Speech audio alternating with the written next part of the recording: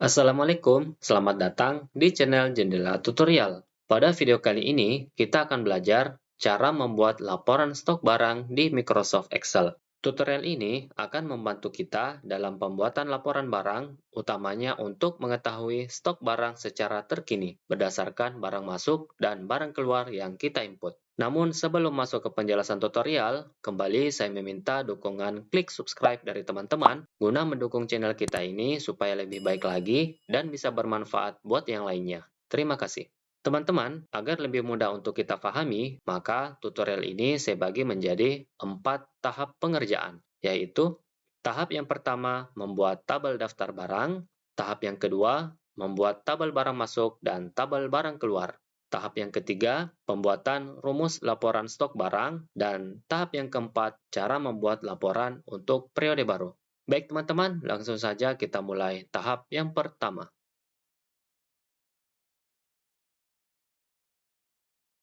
Pada tahap yang pertama ini, kita akan membuat tabel daftar barang. Mula-mula kita rename dulu nama sheet-nya. Kita berikan nama daftar barang. Enter. Kemudian kita buat judul laporan stok barang PT Jendela Tutorial. Nah, ini opsional, teman-teman bisa sesuaikan. Kemudian periode Mei 2023. Selanjutnya kita bikin header kolomnya, yaitu kolom kode barang, nama barang, stok awal, masuk, keluar, stok akhir. Selanjutnya kita bisa blok judulnya seperti ini, kemudian pilih Merge and Center. Yang di bawah juga kita bisa pertebal. Di header kolomnya juga kita pertebal, kemudian kita buat menjadi rata tengah. Selanjutnya kita sesuaikan lebar kolom. Oke, selanjutnya kita berikan border pada header kolom. Kita pilih all borders. Kemudian kita berikan warna. Saya pilih warna orange. Seperti ini. Nah, untuk border pada baris datanya, kita akan membuatnya secara otomatis, jadi tidak dibuat secara manual. Nah, cara membuat border otomatis, yaitu kita blok seperti ini pada baris data pertama, sampai kepada kolom stok akhir. Kemudian kita blok sampai ke baris bawah. Nah, cara memblok sampai ke baris yang paling bawah, tekan pada keyboard tombol Ctrl Shift panah bawah. Nah, akan terblok sampai ke baris paling bawah. Nah, selanjutnya kita masuk ke tab Home, kemudian pilih Conditional Formatting, pilih Manage Rules. Selanjutnya kita pilih New Rule. Pilih Use a Formula. Nah, di sini kita masukkan formulanya. Setiap formula pada Excel selalu didahulukan dengan tanda sama dengan. Sama dengan, pilih baris pertama pada kolom kode barang, yaitu pada sel A6, kemudian ketik tanda tidak sama dengan modelnya seperti ini, yaitu kurung siku, kemudian petik 2 kali. 1, 2. Nah, selanjutnya, pada A6 ini, S dolarnya kita hilangkan pada yang dekat angka 6. Nah, seperti ini. Jadi nanti formulanya sama dengan S dolar A6 tidak sama dengan kurung siku, kemudian petik 2 kali. Selanjutnya, klik Format, masuk ke tab Border, kemudian pilih Outline. Klik OK. Klik OK. Nah, di sini pada bagian Apply to akan terisi secara otomatis, yaitu conditional formatting ini akan berlaku pada sel A6 yang ada di sini sampai kepada sel F sekian. Nah, kolom F yang ini, sekian ini adalah baris akhir pada sheet. Jadi conditional formatting ini akan berlaku sampai baris paling akhir. Kemudian klik OK. Nah, selanjutnya kita bisa isikan data. A001, kemudian enter. Nah, bordernya akan terbentuk secara otomatis, jadi kita tidak perlu buat manual. A002, dan seterusnya. Nah, ini berlaku sampai baris paling akhir. Nah, kita coba ke baris paling akhir dengan menekan tombol kontrol panah bawah. Nah, ini adalah baris paling akhir pada sheet. Kita coba ketik A010 misalkan, kemudian enter, maka bordernya akan terbentuk secara otomatis, karena tadi kita sudah membuatkan conditional formatting. Nah, ini kita delete. Kita lanjut, isikan datanya. Kemudian kolom nama barang kita bisa isi. Ini opsional, teman-teman bisa sesuaikan dengan data barang masing-masing. Untuk kolom kode barang, kita bisa membuatnya menjadi rata tengah, kita bisa blok sampai ke baris paling bawah. Sama seperti tadi, yaitu shift kontrol panah bawah seperti ini. Kemudian kita buat rata tengah. Oke.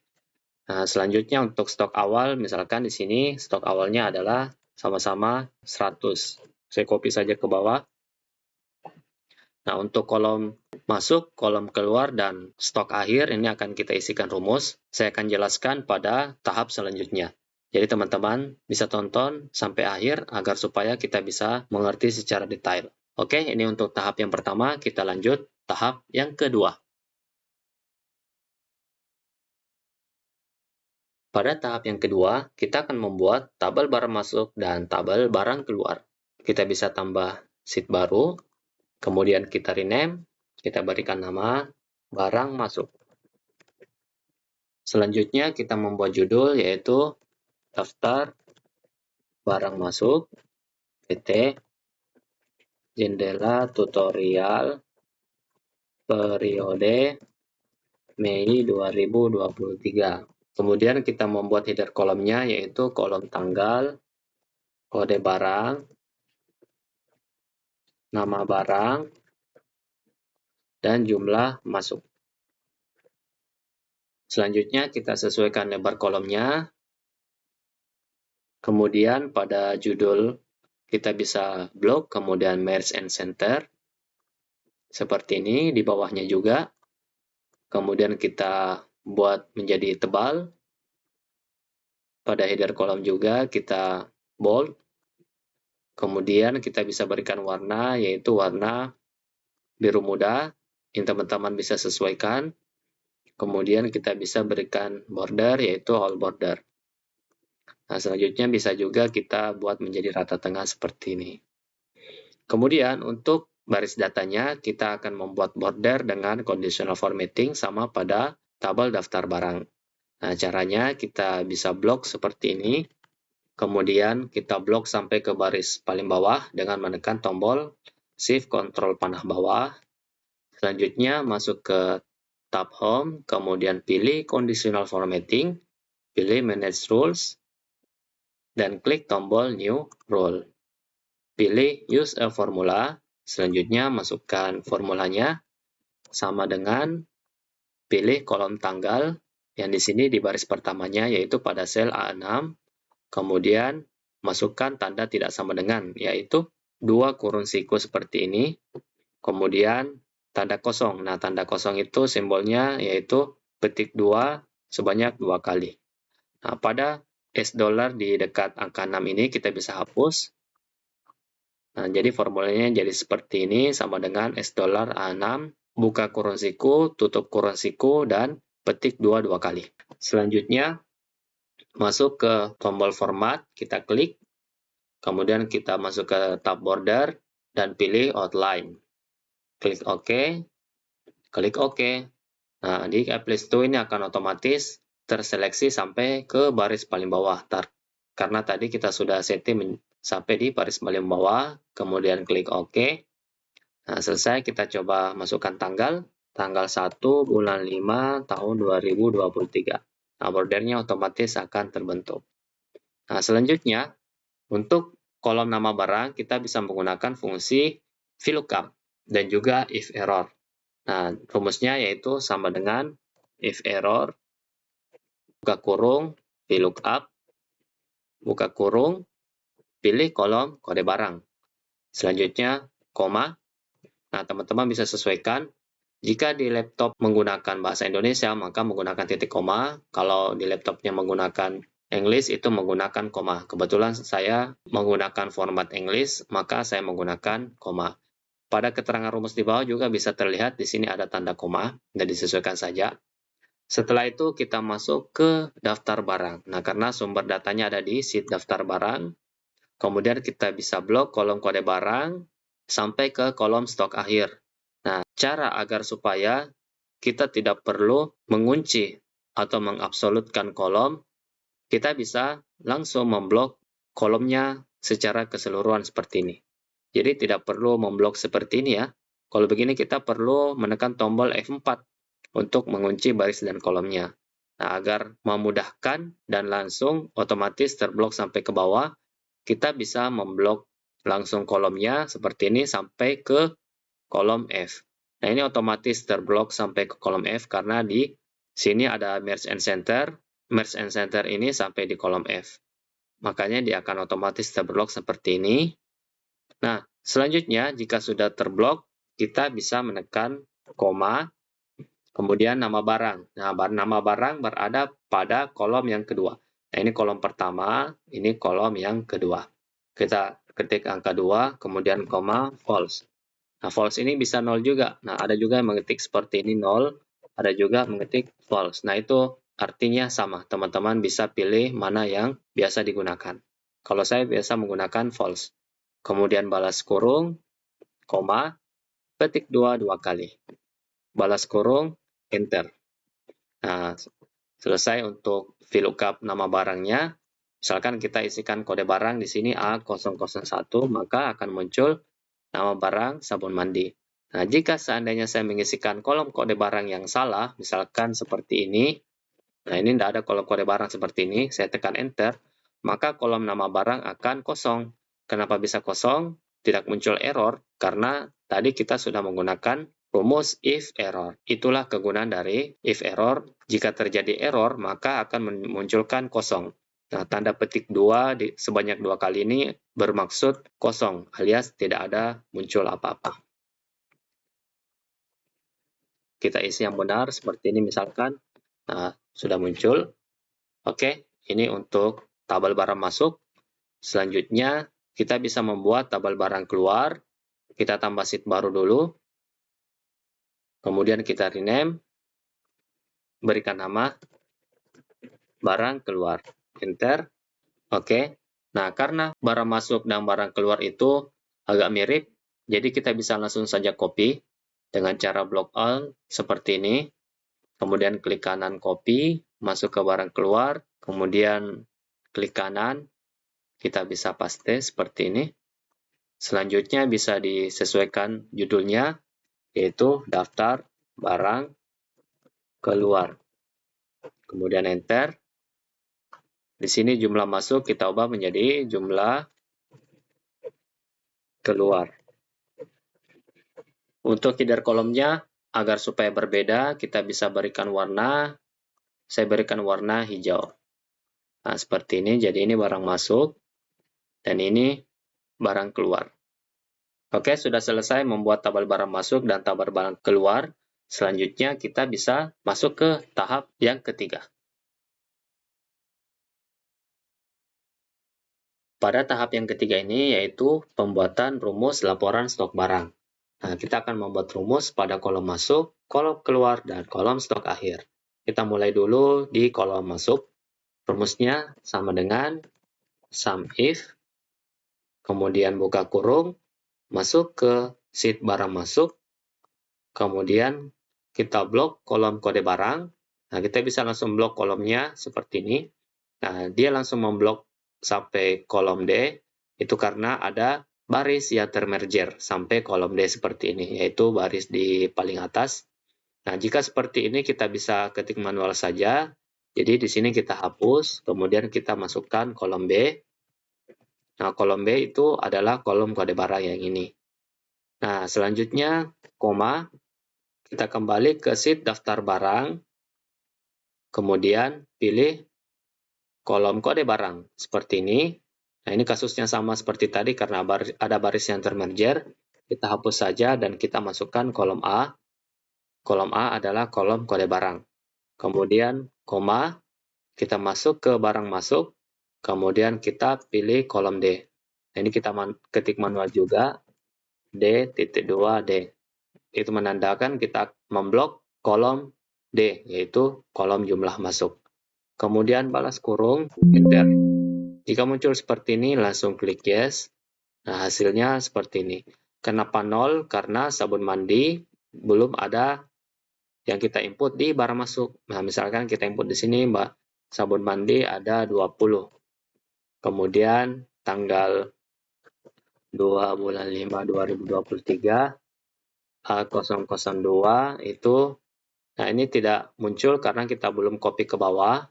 Nah, kita bisa copy ke bawah misalkan sampai ke baris 20 di sini. Nah, sudah muncul pewangi pakaian, ada masuk 15 misalkan. Kemudian kita bisa masuk ke sheet daftar barang. Nah, ini sudah muncul di kolom masuk ada 20. Nah, ini kita bisa copy ke bawah. Nah, pewangi pakaian sudah ada muncul juga 15 dan seterusnya. Coba kita isi misalkan di sini pada tanggal 3 bulan 5 2023 ada masuk kembali A001 sabun mandi sebanyak 4. Maka seharusnya sabun mandi itu jumlah masuknya itu totalnya ada 24. 20 tambah 4. Kita lihat di sheet daftar barang, benar ya, sabun mandi ada masuk 24.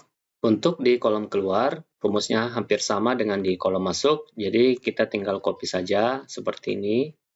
Di blok, kemudian klik kanan copy.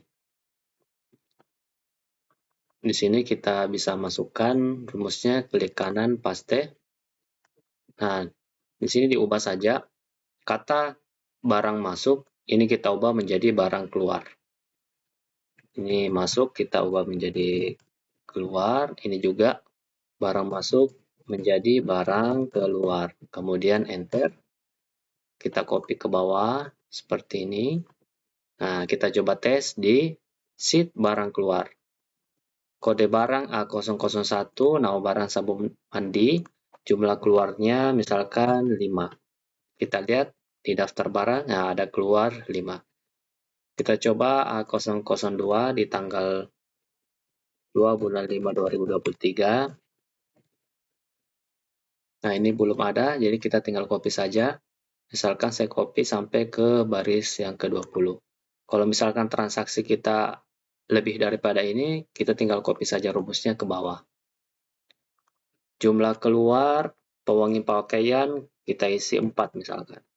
Kita lihat daftar barang, nah di sini sudah muncul 4. Oke, selanjutnya untuk di kolom stok akhir, kita bisa isikan rumus sama dengan stok awal ditambah barang masuk dikurang barang keluar. Kemudian enter.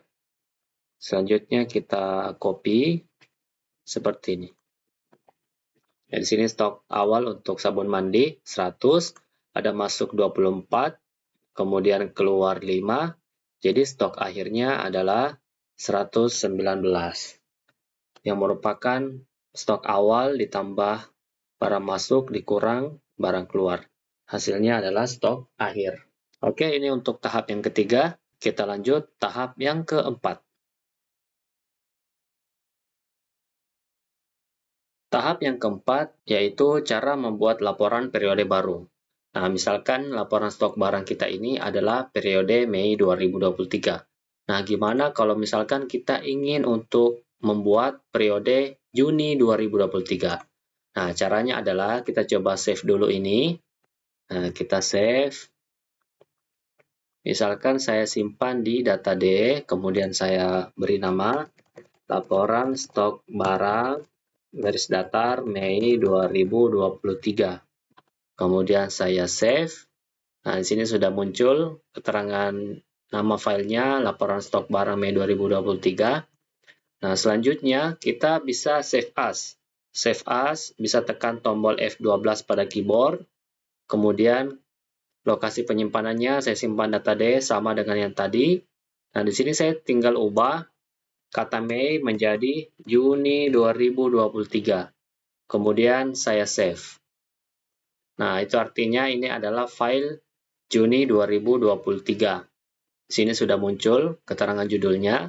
Nah, di sini kita bisa ubah periode Juni 2023. Nah, selanjutnya kita bisa mengcopy stok akhir menjadi stok awal. Nah, gimana caranya? Yaitu dengan memblok seperti ini, kemudian klik kanan, copy, kemudian kita klik kanan, pilih paste spesial. Nah, selanjutnya muncul kotak paste spesial seperti ini. Kita pilih values dan klik OK. Nah, hasilnya nilai yang ada di stok akhir tadi akan tercopy ke kolom stok awal. Artinya stok akhir di bulan Mei itu akan menjadi stok awal di bulan Juni, karena kita buat sekarang periode Juni 2023.